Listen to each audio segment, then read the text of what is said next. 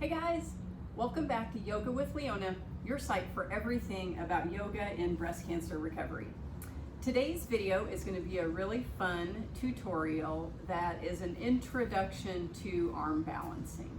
So before we even get started, remember that I always say that the real purpose of yoga isn't about making cool shapes with our bodies or doing fun acrobatic sorts of things. The real purpose of yoga is that inner journey, that idea of finding stillness, finding inner peace, finding more health for ourselves. So the real purpose of yoga has nothing to do with whether you can do arm balances or whether you can do fancy standing one-legged balances or not.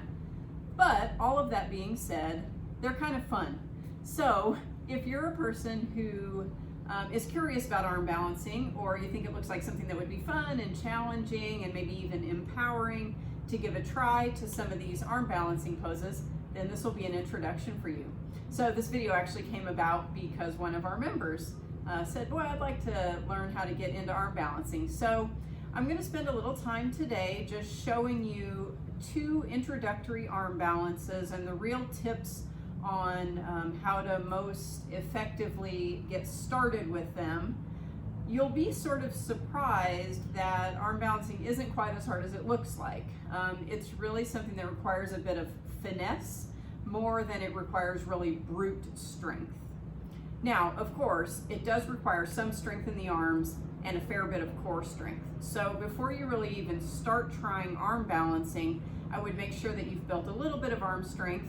And the chaturanga prep poses tutorial is a great place to start with that. So doing planks and all of the things that we do to get ourselves ready to do chaturanga, those are excellent preparations for this arm balancing. So chaturanga prep tutorial, and then the core strengthening tutorial, of course. So once you feel a little bit comfortable and you've got a little bit of strength in your arms and a little bit of strength in your core, you'll be ready to start trying some arm balances. As I mentioned, cool things about arm balances, they're fun, they're challenging, they can be empowering when you say, gosh, holy cow, I never thought I could do that, and you start doing it and you really prove to yourself that you're much stronger than you thought. They also, as they build additional strength in your arms and wrists, they're going to build bone density in your arms and wrists. So we're always talking about osteoporosis in cancer survivors, and most of our yoga poses we'll build bone strength in the spine and hips and legs, but we've got to get some weight into our arms if we want to build bone strength in our wrists. And then also arm balancing is really great for working on focus and concentration, because you have to really focus and concentrate to be able to put all of your awareness into a place that it takes to hold yourself up on your arms.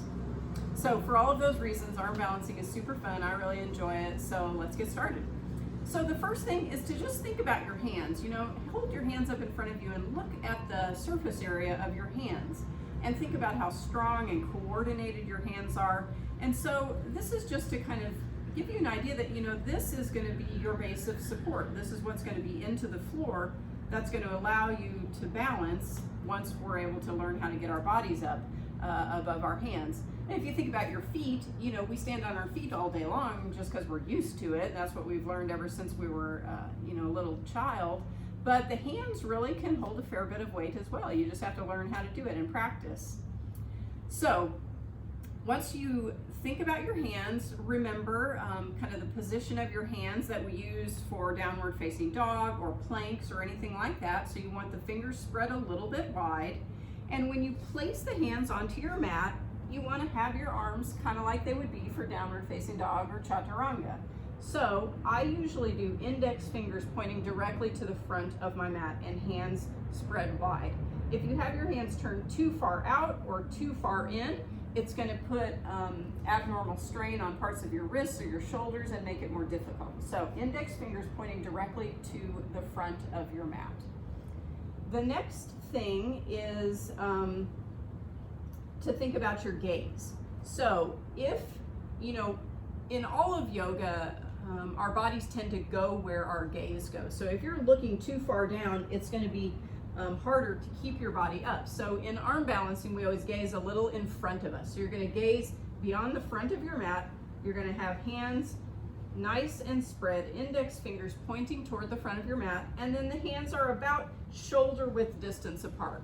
So if you get your hands way too far apart, hands are way out like this, it's going to be too hard to balance. So hands shoulder width distance apart, index fingers pointing forward, and we're going to practice gazing forward.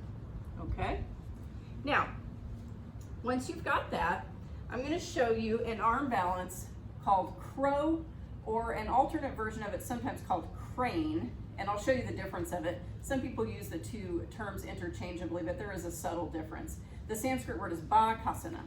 So crow is the first arm balance that everyone should learn, and as I mentioned, it's really sort of a finesse pose. So it's learning to really just feel a shifting of your weight into your hands instead of like jumping up or forcing yourself into the pose. If you try to do that, if you try to jump into it or force yourself into it, you'll end up tipping over. And that's what we really don't want to do, is tip over and land on our face. So instead, you want to be really gentle, really slow with it, really feel the finesse of a gentle shift of your weight into your hands. So let me show you how to get into it, and then we'll practice working on that finesse. So what I always do is I come onto my feet. I usually have kind of my toes close together, knees spread separate. So we start like that, and then we plant our hands, index fingers pointing forward. And then I like to lift my hips high in the air. Now, the first important thing after the hands is the elbows. So for crow pose, you're going to bend your elbows back toward the back of your mat, so not out to the sides. Elbows back toward the back of the mat, just like in chaturanga. And then you're going to gaze forward. You're going to bring your knees to the outsides of your triceps. And then you're going to kind of squeeze your knees onto your arms. Now you can start right here and just see how this feels. Feel the weight into your hands, feel your fingers strong in the mat.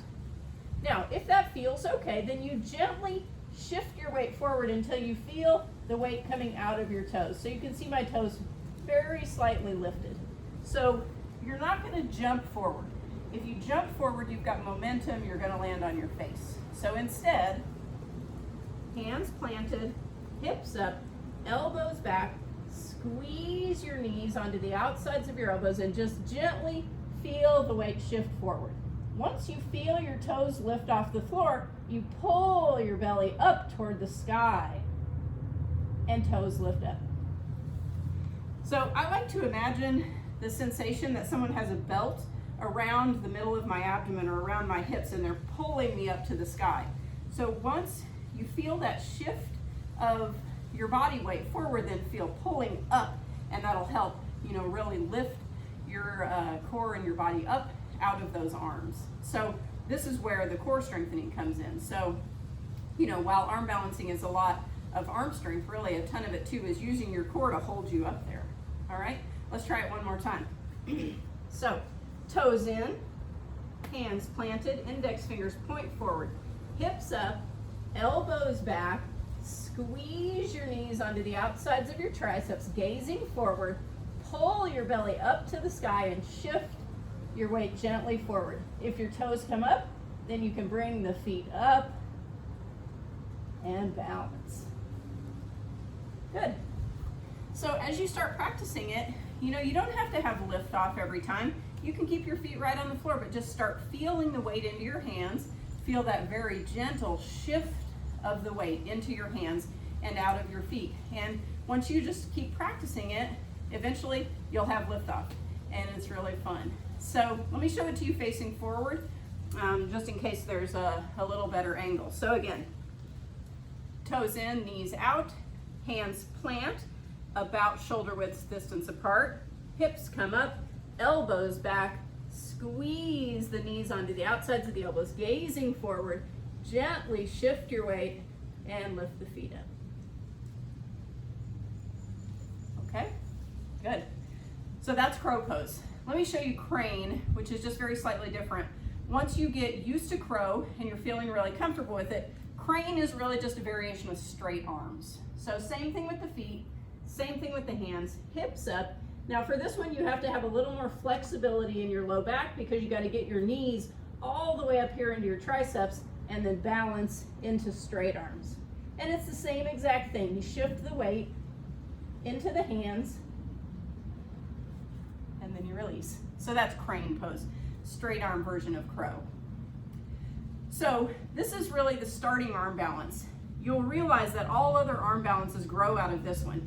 They all have that same idea of just shifting the weight forward gently into your arms, same arrangement, elbows coming back, strength through the shoulders, and then strength through the core. The next arm balancing pose that I always teach people is just a side version of crow. So it's called side crow. So let me show that to you. So what it requires is instead of legs starting here wide, you're going to turn your lower body to the side.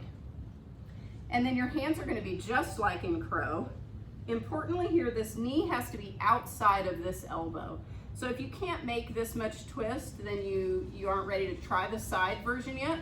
But if you can get that knee onto the outside of that elbow, then hands are just like crow. Index fingers point forward, gaze forward, elbows bend back, and then here you can actually rest the side of your bum on that other elbow, and then you shift the weight gently forward. You can stay right here, or you can extend the legs out, playing there. Lots of different arm balances that can grow out of a side crow. So give it a try. You'll see that it's actually not as hard as it looks once you've got just a little bit of weight into your arms. Let's do the other side just for symmetry of my spine twisting. So again, knee outside your elbow, plant the hands. You can set the bum on that elbow, or you don't have to. If you're strong enough to hold it up, you can hold it up. But you can rest it there, just shift the weight forward and balance. Our legs can come out, back in, and rest. All right, guys, so that's intro to arm balancing. Give crow a try. And like I said, you don't have to jump off. You don't have to have lift off the first few times you try it. Just feel the weight into your arms, feel getting that form right with elbows pointing back toward the back, not out to the sides. And just start to get your hands and your arms used to feeling that gentle shift of balance. Remember, finesse, not brute strength for arm balancing. And write me if you have any questions or you're having trouble or you need a little more explanation or anything like that. All right, have fun with it. And again, no judgment. If you don't do it, if you don't like it, it's totally not a big deal. Just keep going with the rest of your practice. But if you do like it, have fun. It's really a good time. All right, guys. Thank you for being here. Thank you for giving yourself this beautiful gift of yoga. Namaste.